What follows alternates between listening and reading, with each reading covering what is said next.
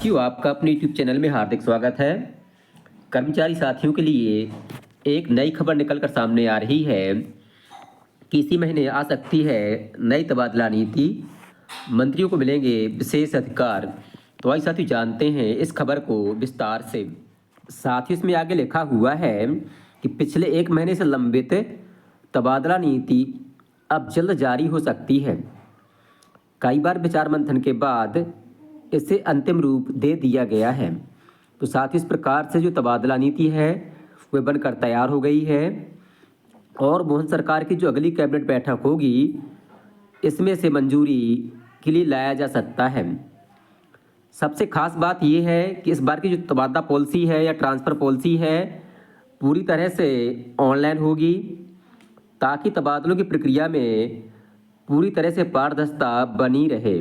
तो इस प्रकार से जो इस बार जो ट्रांसफ़र्स होंगे उनके आवेदन ऑनलाइन लिए जाएंगे, किसी प्रकार से ऑफलाइन आवेदन नहीं लिए जाएंगे। आगे लिखा है कि इस बार तबादलों में प्रभारी मंत्रियों के अधिकारों को भी बढ़ाया जा रहा है।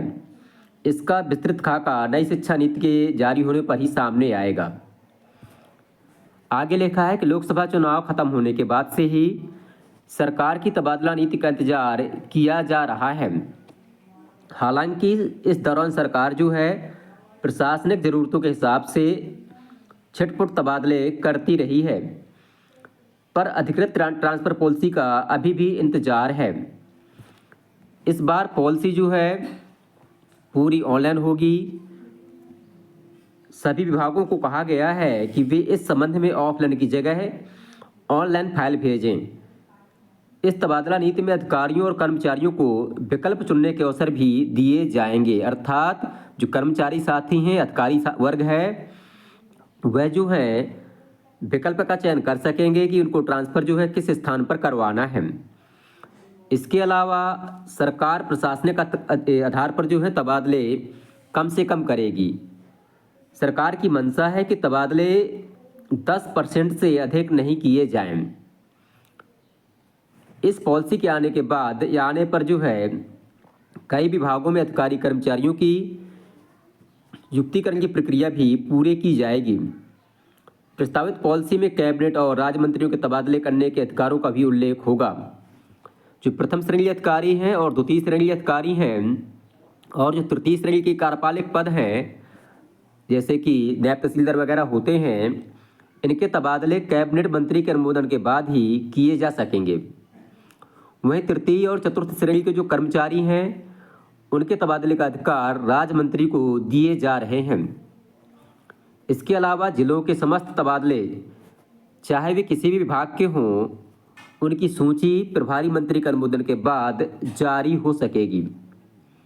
अर्थात जिले के अंदर अगर आप ट्रांसफ़र करवाना चाहते हैं तो इसमें जो है प्रभारी मंत्री का अनुमोदन होगा तभी जो है ट्रांसफ़र हो सकेगा।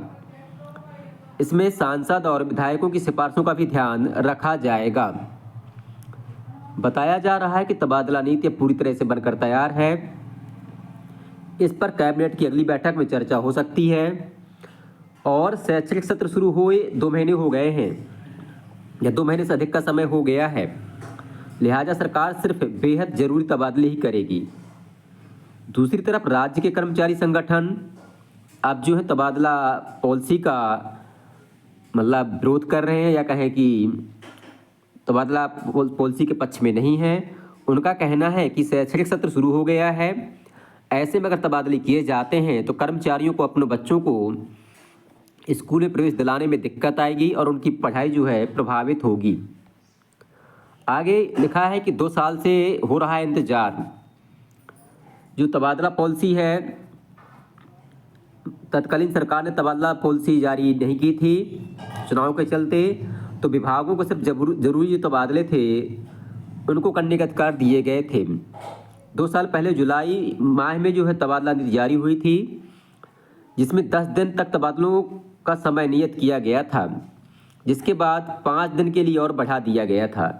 तो इस प्रकार से कर्मचारी साथी जिस बार जो ट्रांसफ़र पॉलिसी है ऑनलाइन आएगी, फिर भी इसमें जो है जो प्रभारी मंत्री हैं और जो विभागीय मंत्री हैं उनकी दखलंदाजी रहेगी ही। इस प्रकार से जो कर्मचारी साथी हैं उनको चाहिए ट्विटर के माध्यम से, फेसबुक के माध्यम से और ज्ञापन के माध्यम से मांग करें कि ट्रांसफ़र पॉलिसी में किसी प्रकार का मानवीय हस्तक्षेप न हो, केवल ऑनलाइन आवेदन लिए जाएं और ऑनलाइन ही उनको स्थान अलॉट हों, ताकि जो है ट्रांसफ़र पॉलिसी में पारदर्शिता बनी रहे। कर्मचारी साथियों, आपको वीडियो पसंद आए तो वीडियो को लाइक करें, अपने साथियों के साथ शेयर करें और हमारे चैनल को सब्सक्राइब करना तो बिल्कुल भी ना भूलें, ताकि आगे आने वाले अपडेट हम आपको समय से उपलब्ध करवा सकें। धन्यवाद।